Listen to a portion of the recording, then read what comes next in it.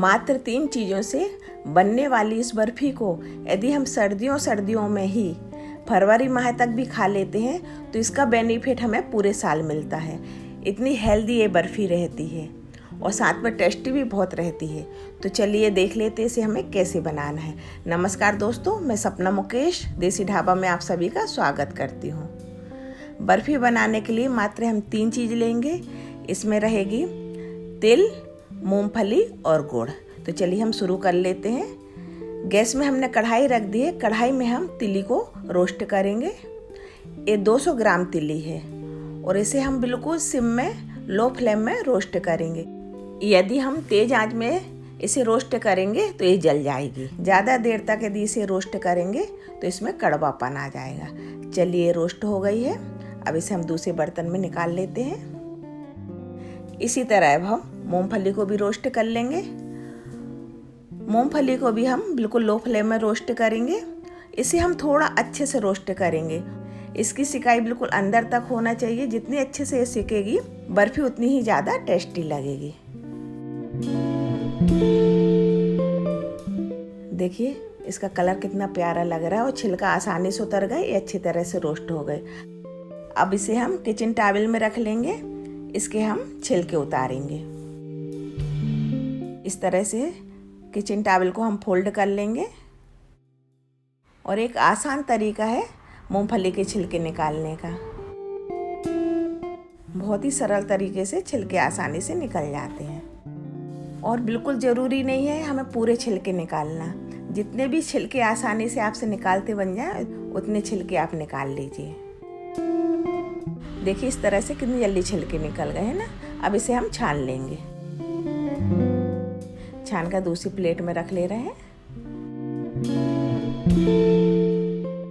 इस समय तो अच्छा खासा ठंड का मौसम है। इस बर्फ़ी को बनाकर हेल्थ बेनिफिट ज़रूर लीजिए, क्योंकि इस बर्फ़ी में ज़रूरत से ज़्यादा इम्यूनिटी विल पावर रहता है। मूंगफली के छिलके अलग करने के बाद अब हम गुड़ को तैयार कर लेंगे। इसे हम चाकू से भी चाहे तो तोड़ सकते हैं या जिस तरीके से आपको सुविधा हो। तो इसे अच्छी तरह से फोड़ना है। इस बर्फ़ी को यदि आपने अपने रोज़ के खाने में शामिल कर लिया तो ये आपको अनेक फ़ायदा देगी। संक्रांति में तिल और गुड़ का बहुत महत्व होता है। तो कुछ दिन में संक्रांति भी आने वाली है, तो इस बर्फ़ी को आप आराम से बनाकर तैयार कर लीजिए। हेल्थ बेनिफिट तो इसमें इतना ज़्यादा है। यदि आपने इसे फरवरी माह तक भी खा लिया तो आपको पूरे साल इसका बेनिफिट मिलेगा। रोग प्रतिरोधक क्षमता बहुत ज़्यादा रहती है इसमें। तो इसलिए आप इसे ज़रूर बना कर रखिए और रोज़ अपनी डाइट में शामिल कर लीजिए। यदि हम गुड़ को इस तरह से तोड़ लेते हैं, गुड़ मेल्ट होने में बहुत ही आसानी हो जाती है। चलिए जिस बर्तन में हमें बर्फ़ी को सेट करना है उसमें हम तेल से ग्रीस कर लेते हैं। मूंगफली को पीस लेंगे और इसे हम थोड़ा सा मोटा मोटा दरदरा पीसेंगे। एकदम फाइन पाउडर नहीं बनाना। बर्फ़ी का टेस्ट इससे बहुत अच्छा लगता है। इसके बाद हम तिली को पीस लेंगे। ये तिली आपको थोड़े से डल्ले डल्ले दिख रहे होंगे। इसमें थोड़ा सा घी की बूंदें गिर गई हैं। और तिली को भी ज़रा सा घुमाना है। एक बार के घुमाने से ही पिस जाएगी, क्योंकि इसको भी हमें दरदरा पीसना है इस तरह से। चलिए अब हम आगे बढ़ते हैं। गैस में एक पैन रख दिया है और गैस को चालू भी कर दिया है। इसमें हम घी डाल दे रहे हैं। जब घी थोड़ा सा अच्छा गर्म हो जाएगा तो थोड़ा सा पानी डालना है। थोड़ा सा, बिल्कुल जितना घी लगभग उतना ही पानी। अब इन दोनों को अच्छे तरह से एक सा हो जाने देंगे और आंच को तेज रखा है बिल्कुल फुल पर। दोनों उबलने लगे हैं घी और पानी। अब यहाँ पर हम डालेंगे गुड़। इससे क्या रहता है, गुड़ बहुत जल्दी मेल्ट हो जाता है। गुड़ को मेल्ट होने में बिल्कुल भी टाइम नहीं लगता और जो बर्फ़ी बनकर तैयार होती है, आप लड्डू भी बनाएंगे ना इस तरह से, बहुत ही बढ़िया बनकर तैयार होते हैं। 3 से 4 मिनट में देखिए गुड़ अच्छी तरह से मेल्ट हो गया है। अब इसे हम थोड़ी देर बस पकाएंगे। इसकी हमें चाशनी बिल्कुल नहीं बनाना। जिस तरह से मैं आपको बता रही हूँ प्रैक्टिकल करके, इस तरह से कड़क चाशनी आप बिल्कुल मत बनाइए। आपकी बर्फ़ी बिल्कुल बिगड़ जाएगी, एकदम कड़क हो जाएगी। इतनी कड़क वाली चाशनी जो साबुत वाली मूंगफली की चक्की बनाते हैं उसके लिए बेस्ट रहती है। चेक कर लीजिए, जैसे गुड़ पूरी तरह से मेल्ट हो गया है, मतलब पिघल गया है, तो थोड़ा सा गाढ़ापन लाएं। थोड़ा सा गाढ़ापन आने के बाद आधा से 1 चम्मच घी डाल दीजिए। घी अच्छी तरह से मिक्स कर तिली और मूंगफली जो तैयार की है बारी बारी से उसे डाल दीजिए।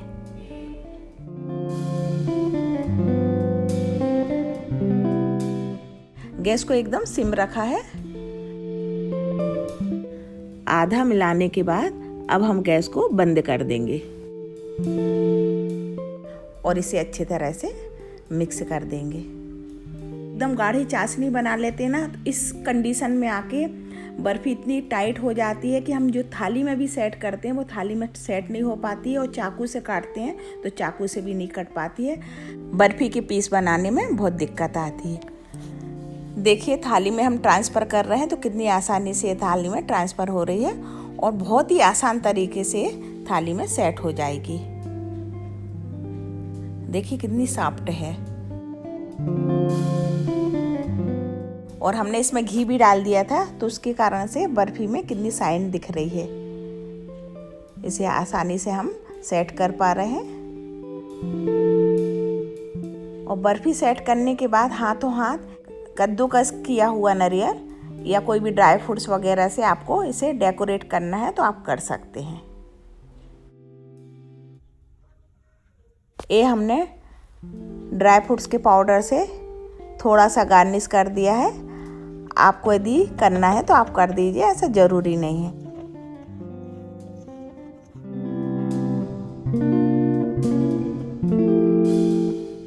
इसके हम हाथों हाथ पीस तैयार कर लेंगे। बर्फ़ी सेट करने के बाद इसके हमने तुरंत ही पीस बना लिए हैं।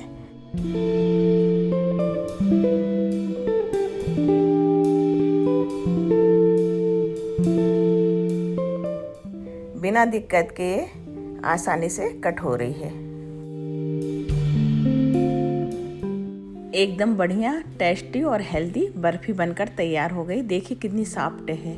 बस आपको इतना ध्यान रखना है, इसको एकदम पकाना नहीं है ज़्यादा, इसकी गाढ़ी चाशनी नहीं करना, तो बढ़िया बर्फ़ी बनकर तैयार होगी।